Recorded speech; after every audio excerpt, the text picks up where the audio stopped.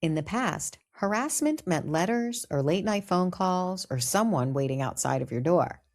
But today, it can come through a screen, over and over again, in forms that seem ridiculous until the courts get involved.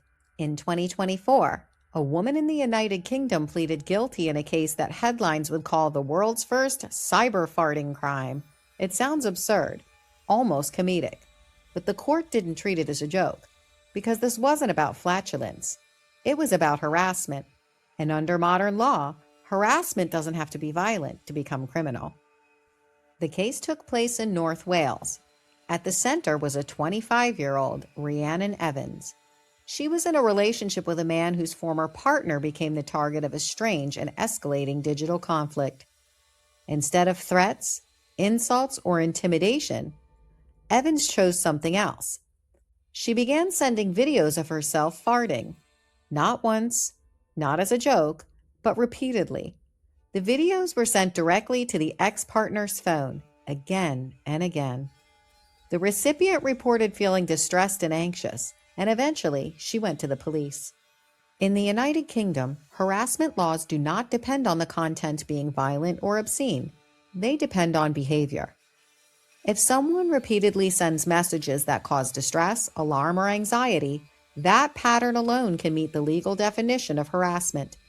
The key elements are repetition, intent or recklessness, and emotional impact on the victim. Police reviewed the messages and the pattern was clear. This wasn't a single embarrassing clip. It was a series of targeted, unwanted communications. And that turned it from something juvenile into something criminal. Evans was charged under harassment laws related to malicious or distressing communications. When the case reached court, she pleaded guilty. There was no dramatic trial, no denial, no legal battle over the facts. The behavior was admitted. The court moved straight to sentencing. Despite the headlines, the punishment was not extreme. Evans was not sent to prison. Instead, the court imposed a 12-month community order, a 2-year restraining order preventing contact with the victim, mandatory rehabilitation sessions, alcohol monitoring, and approximately $300 in fines and court costs. The judge made it clear. This was not about the content of the videos.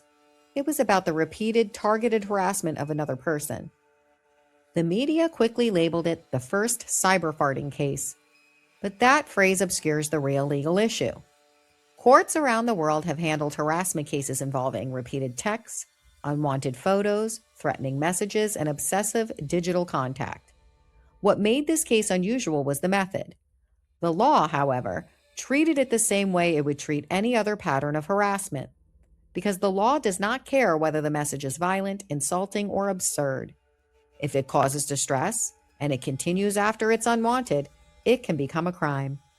For centuries, harassment required physical proximity. You had to be near someone to intimidate them, to follow them, to disturb their peace.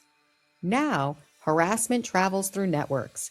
It can reach someone at work, at home, in the middle of the night, or from miles away, and sometimes it comes disguised as a joke. But the law looks at patterns, not punchlines. This case survives in headlines because it sounds ridiculous. But strip away the humor and what remains is familiar. A personal conflict, repeated unwanted contact, emotional distress, and the law stepping in when it crosses a line. Not every crime is dramatic. Not every case is violent. Some begin with something that looks like a joke, and they end in a courtroom. Because in the modern world, even a message can become a weapon. If you found this case interesting, subscribe to A Veil of Crime for more true stories where law, history, and human behavior collide. And if you'd like to support the channel, you can buy me a coffee. The link is right on the channel page.